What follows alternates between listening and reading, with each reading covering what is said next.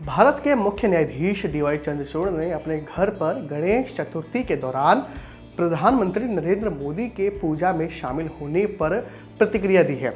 अंग्रेजी अखबार the Indian express के कार्यक्रम में इस संबंध में पूछे गए सवाल के जवाब में उन्होंने कहा कि प्रधानमंत्री उनके घर पर एक निजी इवेंट में आए थे और ये कोई सार्वजनिक कार्यक्रम नहीं था। उन्होंने कहा, मेरा मानना है कि इस मुलाकात में कुछ भी गलत नहीं है क्योंकि ये न्यायपालिका और कार्यपालिका के बीच सामान्य मुलाकात है, भले ही ये सार्वजनिक स्तर पर क्यों ना हो। चीफ जस्टिस डीवाई चंद्रचूड़ 10 नवंबर को रिटायर होंगे। वो भारत के 50वें मुख्य न्यायाधीश हैं। जस्टिस संजीव खन्ना भारत के अगले मुख्य न्यायाधीश होंगे।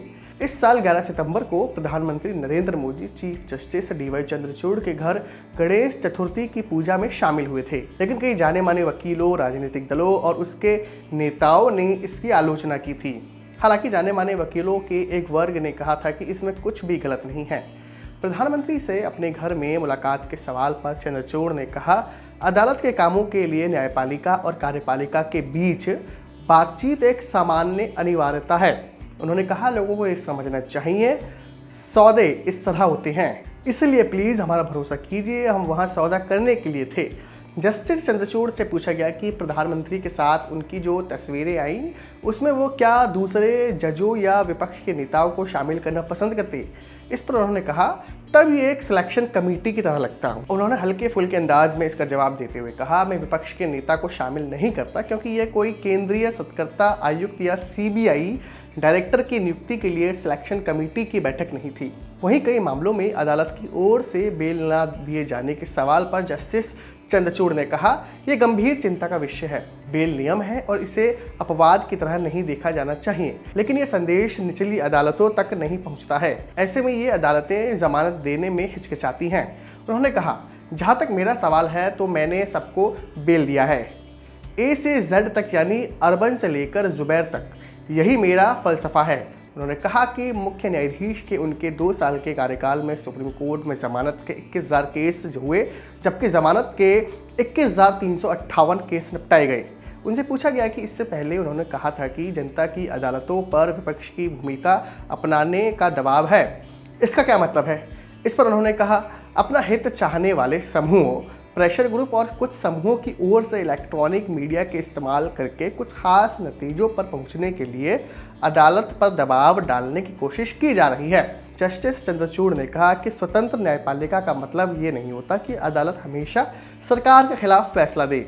उन्होंने कहा, आमतौर पर न्यायपालिका की स्वतंत्रता को कार्यपालिका से आज़ादी के तौर पर परिभाषित किया जाता है। अब न्यायपालिका की स्वतंत्रता का मतलब ये भी लगाया जाता है कि ये सरकार के प्रभाव से आज़ाद रहे, लेकिन सिर्फ इन्हीं चीज़ों से न्यायपालिका की स्वतंत्रता परिभाषित नहीं होती।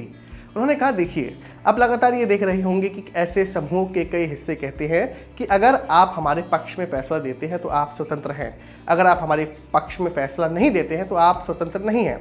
मुझे इस पर आपत्ति है। वहीं न्यायपालिका में नियुक्तियों यानी जजों की नियुक्ति के सवाल पर सीजेआई चंद्रचूड़ ने कहा कि कॉलेजियम ने अपने हिस्से का काम कर दिया है, अब सरकार को कॉलेजियम की सिफारिशों को मंजूरी देनी है। इस सवाल पर उन्होंने कहा, कॉलेजियम की ओर से भेजे गए कुछ नामों को अभी तक अनुमति नहीं मिली है। आपने उनमें से कुछ नाम लिए हैं, उम्मीद है कि सरकार उन्हें मंजूरी दे देगी।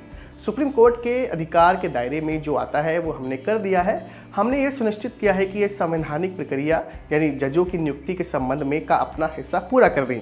हम नामों का मूल्यांकन करते हैं, उन पर विचार करते हैं और फिर उन्हें सरकार को भेज देते हैं। उनसे पूछा गया कि क्या जजों की नियुक्ति में देरी करने का मतलब ये कि सरकार को वीटो की ताकत मिली हुई है। इस पर उन्होंने कहा कि कॉलेजियम भी वीटो का इस्तेमाल करता है। उन्होंने कहा, सिर्फ सरकार ही वीटो का इस्तेमाल नहीं करती, वीटो एक ऐसी चीज़ है जिसका कॉलेजियम भी इस्तेमाल करता है। जब तक हम मंजूरी ना दे दें तब तक कोई नियुक्ति नहीं हो सकती।